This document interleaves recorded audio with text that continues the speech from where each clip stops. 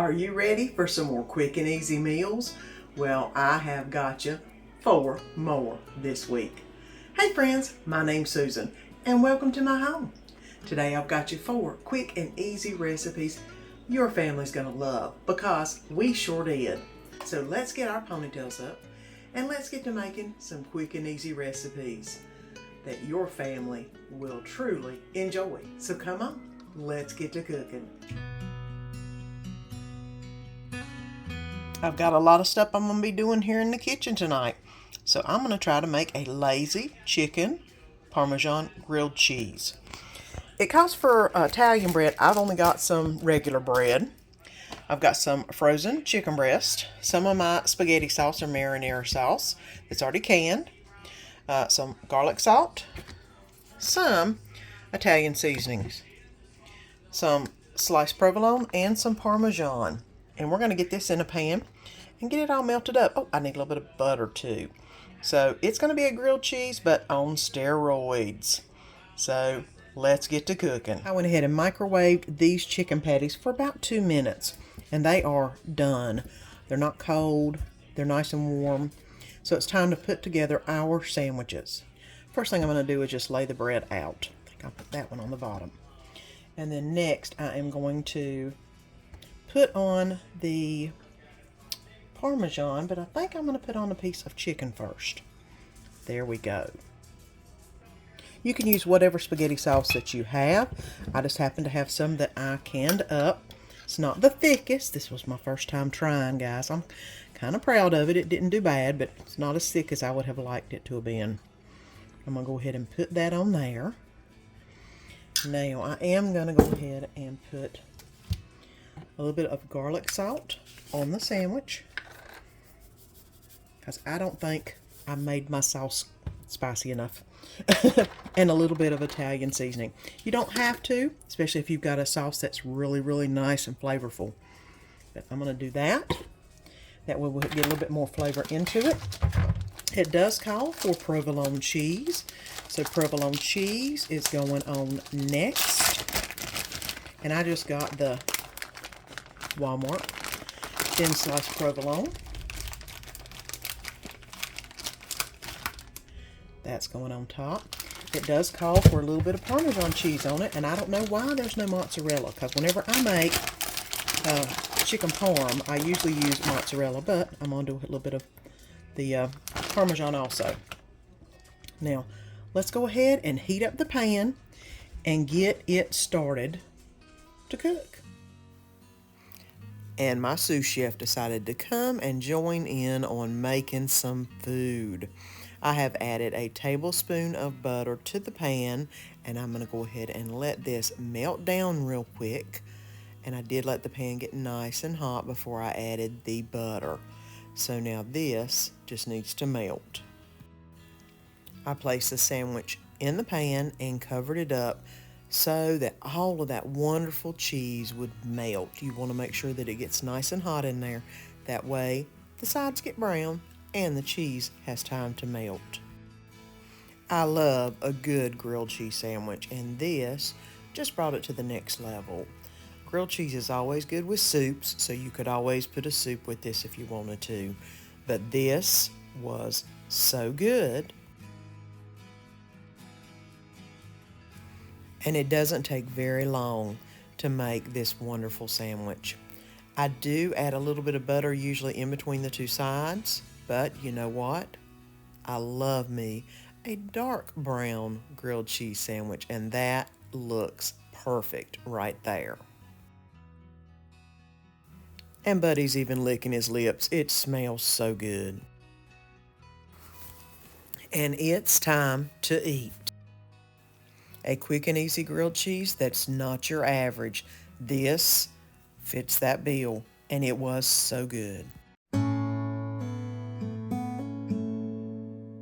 For those who are new to my channel, we are going to do the OG of tacos.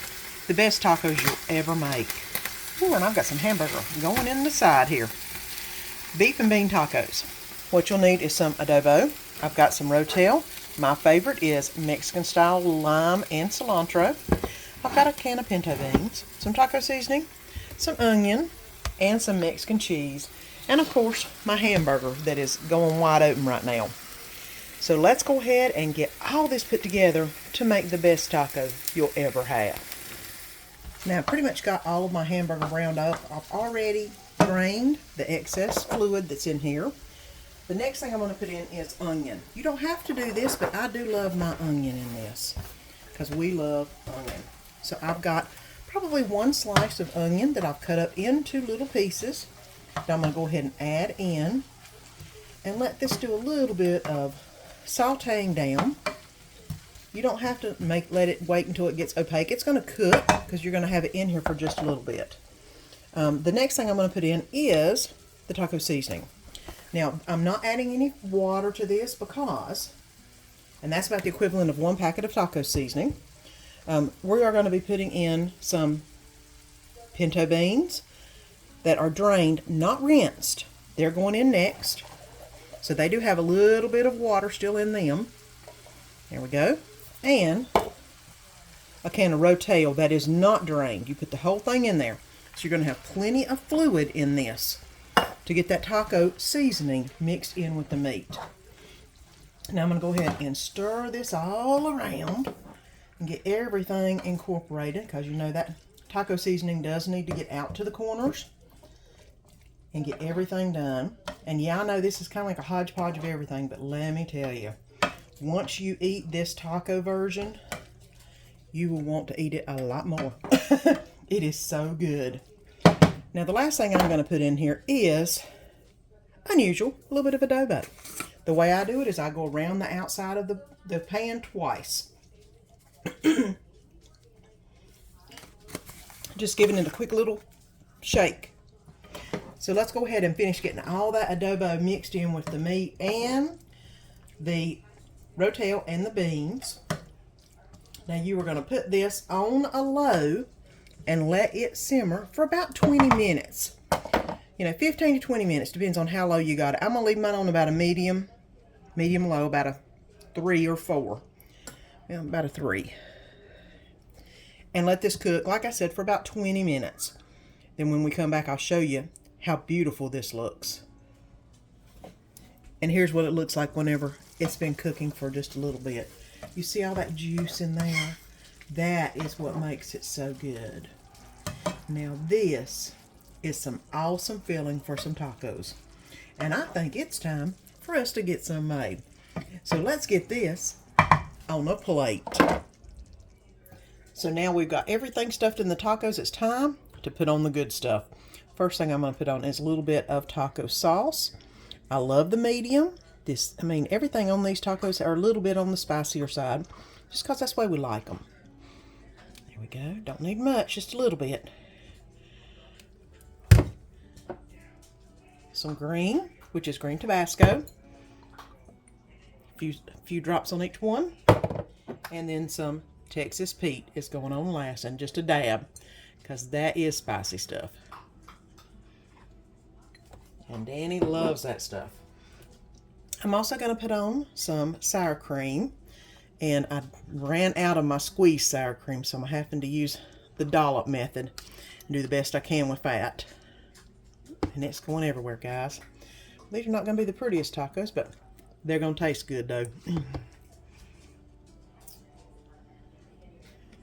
There we go. All right. Now, as that sour cream gets warm, it'll melt down. And you should be able to smear it around a little bit.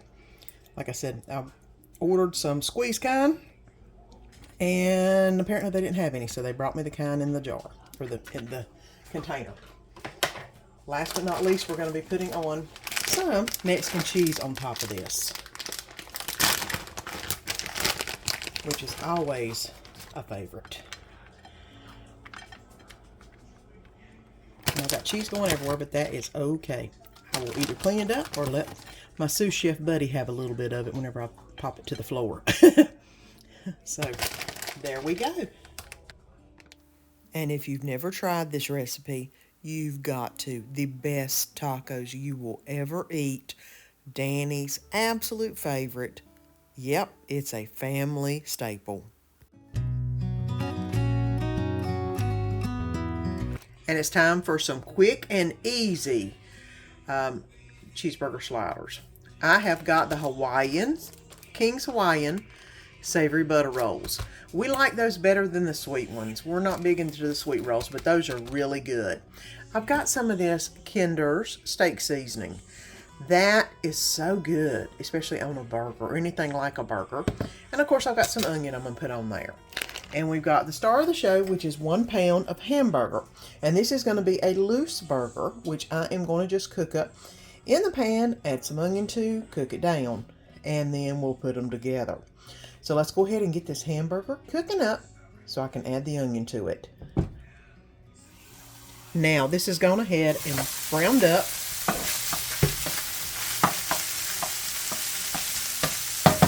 It's almost completely done.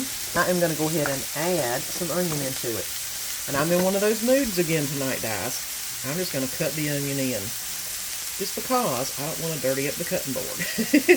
It's been one of those days. And we're just going to let the onion go in by itself pretty much. Just be careful, don't cut your fingers. Alright. I think that looks pretty good. And I'm going to let this, well, I think I might need some more onion. I thought I had enough, but I love onion. So, y'all know, this is my kind of thing. I love me some onion. There we go. That's more like it. Now I'm going to go ahead and let this saute down just a little bit until the onion gets opaque. And it's already smelling wonderful, but I tell you what, it's going to smell even better here in just a second. Because I'm going to add the Kinder's seasoning in.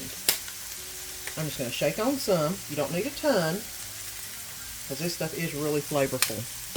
And it will make your burger taste like a steak. And it's already smelling up the house. Let me go ahead and turn this on low real quick and let this cook down for just a few minutes covered. And then I'll bring you back when I put it all together. Let's go ahead and put these together real quick. What I'm going to do is I'm only making 6 because Danny and I don't eat a lot. You know, so we're just going to eat a small amount, and then I'll have leftovers to do for another day, which is not that big of a deal. It's actually a good thing. I'm going to go ahead and pile some meat on all of these. And yes, I'm going to rescue that meat that just fell off because it needs to be on the bread too. I got clean hands. I wash them constantly. There. Now, before I put anything else on, I'm going to go ahead and put the cheese on. I have mayonnaise both sides. So here's the cheese. And I have some of this secret sauce. You don't have to have the secret sauce, but I think it's really good. I like it. Danny doesn't care for it. So I'm putting it on 3 of them and not putting it on the other ones. So that way I can have 3 and he'll have 3 that don't have it on it. And then put it back together. Now I'm going to go ahead and let this get into the oven for a few minutes. Melt that cheese, and then we'll bring it out and we'll put some good butter on it. And then we'll be ready for some supper time. They're hot out of the oven. I'm going to go ahead and run a little bit of butter over the top. I don't know if you can see, but the butter is melting into all the crevices. There we go. Now that just makes them even better. Let me get some macaroni and cheese on this plate. And here we go. A little bit of mac and cheese that I made the other night. And some of these beautiful cheeseburger sliders.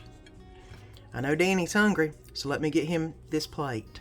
These were so good, so quick, so easy, and so good. Mini cheeseburgers. Yep, love them. Let's get some quick and easy Cajun chicken fettuccine Alfredo on the plate. I have got some chicken, all-purpose flour, some salt. I've got some Slap Your Mama and some Zatarain's Creole seasoning because y'all know I like the combination of these two. Some quick and easy Alfredo sauce. I just didn't feel like making my own tonight.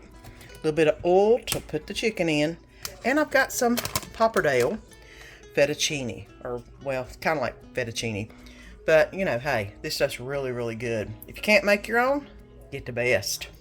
So let's go ahead and get this chicken going in the pan.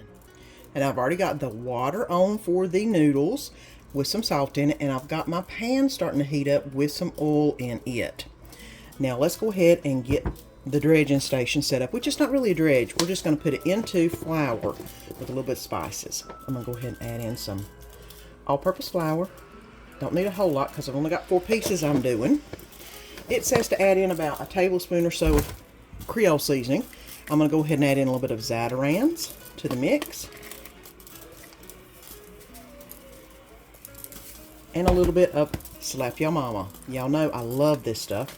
It is very spicy though. If you don't like extreme spicy, you may either not want to use this or use just a little bit of it, because it will set you on fire, but in a good way.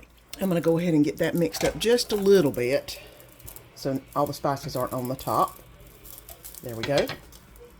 Now I'm going to go ahead and put this into the mixture of the spicy. There we go. And I'm going to do each one of these chicken tenders like that. Doesn't take but a second. There we go. Now, once we get it out of the pan, if we feel like it isn't spicy enough, we can always add more spice to it. Because it said to put in about a tablespoon. I don't know if I put a tablespoon in, but I put pretty close to what I thought might be good. There we go. And I can tell by the way this is not looking very spicy. I'm going to add a little bit more to the top, just a dab. And this is the Zatarain's. And then rub it on in. Alright, now this is ready to go in the frying pan. And our sous chef is watching us right now. He decided to come in and check on the proceedings. Now let's go ahead and get some of the noodles into the pot. I think I'm going to put about 4 in, 2 a piece. Although they are pretty big bundles, but that's okay. If I have leftovers, y'all know I will take them to work and eat them. That ain't a problem. Alright, so that's into the hot water with the salt. And now this is nice and hot. I'm going to go ahead and put the lid on that so that can boil. It's not going to take it long probably, although it is dried noodles, not fresh. Now the oil is a-popping and a-cracking. I think it's probably hot enough to put the chicken in. Yeah, it's going to bring the temperature down just a little bit whenever I put it in though.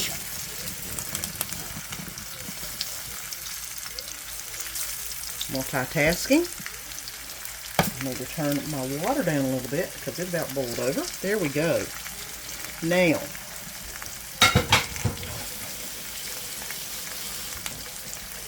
I'm going to go ahead and put the lid on this and let it cook for a minute or so on each side until it gets completely done. And have to watch this thing so it don't boil over here. And then I'll bring you back whenever I get the sauce ready to go. Now turn this down on low. They're looking really good. I have added in my Alfredo sauce to a little pan right here. And I'm going to add in a little bit of the Cajun seasoning into that pan. Just a dab. Just because I know how good this is going to turn out. Just a dab to make it taste, knock it up just a little notch. There we go. And I'm going to use a little whisk or something to stir that in. And then I'm going to turn this on to low while this finishes cooking. The noodles are pretty much done. They're just sitting over there, keeping warm right now for a little bit. And this just needs to warm up so it'll taste good on the noodles. This chicken was so tender and so flavorful. This was a quick and easy meal that really packs a punch flavor-wise. If you've never tried this, you've got to. It's so good. A quick and easy recipe is always a great recipe in my book, and I know your family's going to love those recipes. And if you haven't already, press that little button down below and subscribe. Make sure that you also press the all notification and the little bell so you get notified each time I put a new video up, because you know you don't want to miss any of the good food, fun, and great recipes. Until next time, see you then.